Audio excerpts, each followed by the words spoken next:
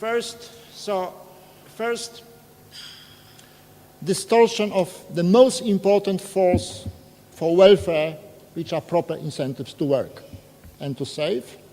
There's a lot of empirical analysis which shows that a large and usually distorted welfare state weakens the incentives to work. Whenever people are offered money without working, if it is large, many of them choose not to work. And this is not moral. This is not moral. So it's not an accident, for example, that in Italy, Greece, Poland, the employment ratio is less than 60%. So among the people who are in the working age, that's not an accident. It is the result of a big and distorted welfare state. Then there are also such a welfare state, big and distorted, weakens the incentives to save. And without savings, you cannot safely finance large investment. And without a large investment, you cannot grow fast. One of the reasons why China is a country which attracts lots of attention, rightly so. One of the reasons why China is growing so fast is then they de facto dismantled the Maoist welfare state starting in the late 70s. In this way, they have lowered the fiscal burden, and they have forced or induced people to save. And they have phenomenal savings ratio, too high, phenomenal, 50%. So they can finance investment of 40 or something percent, and they can afford to build the highways, to have the most modern infrastructure, and to finance the gap in America for the time being.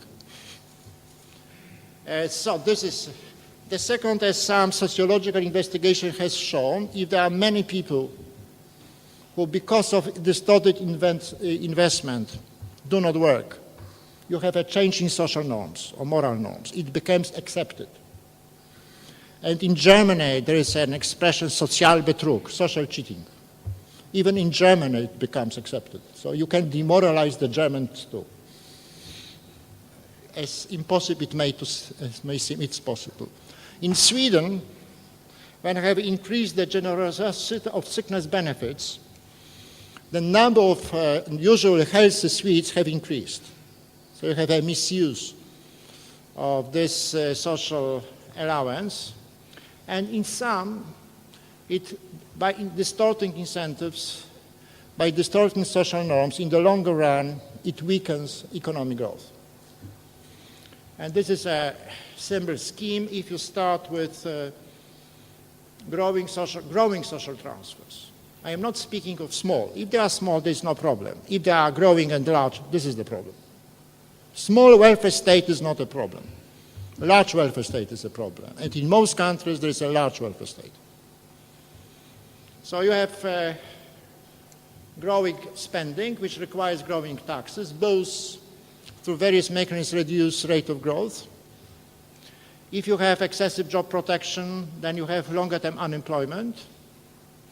And unemployment is the most important factor for poverty. You have social exclusion, etc. It's not an accident that the highest ratio of structural unemployment in Europe is in France, Germany until recently, and Italy, because you have especially rigid and expanded welfare states there. In Germany, it is changing because of Schroeder reforms. And also, I am finishing. Other consequences of huge and distorted welfare states include: who are the victims whenever there is high unemployment? This is OECD research. Younger people and women.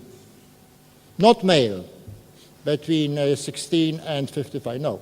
They have low employment. So these groups, which are usually considered to be weaker, fall victims to huge, distorted welfare state.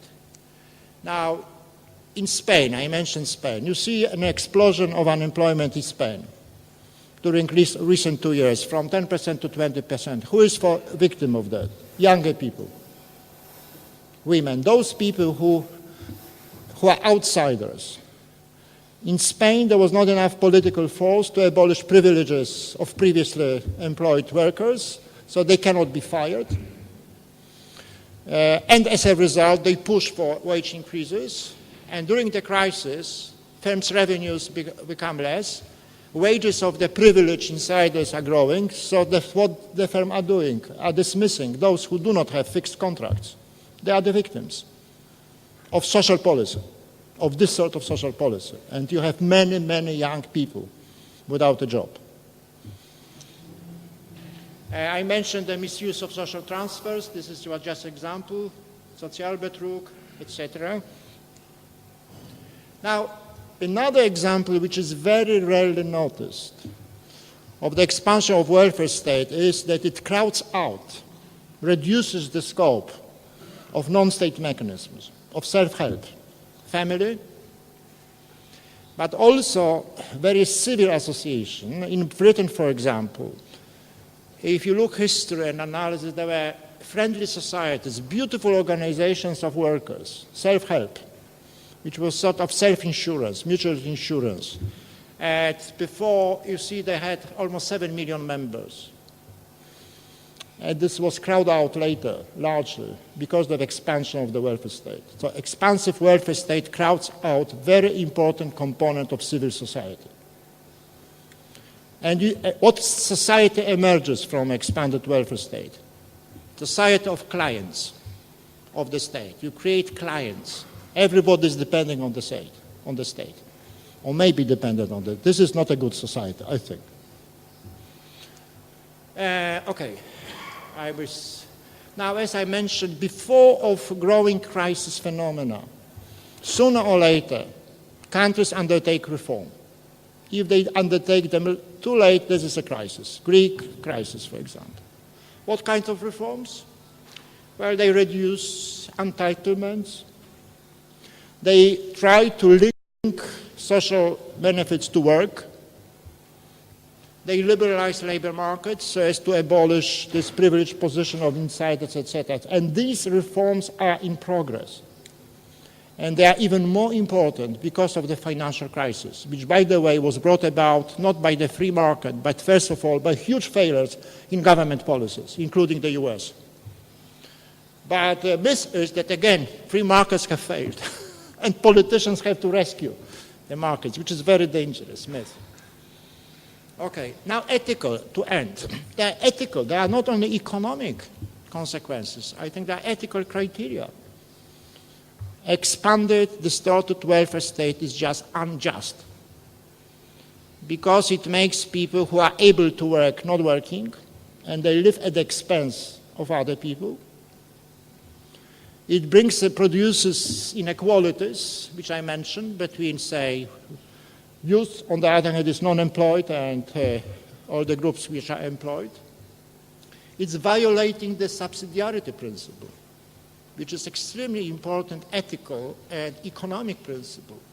It's eroding the work ethic. You remember from socialists the saying, czy się stoi, czy się leży. An expanded welfare state restores this socialist principle, which is again growth, again ethics. And as I mentioned, it's turning individuals into the clients of the state. So it is very important to reverse this. It is difficult but possible. A concentrated and constant civil effort of civil society organized in groups like, I think, Acton Institute or FO. It's necessary. It's necessary to create a better society. It's necessary to have better economic prospects.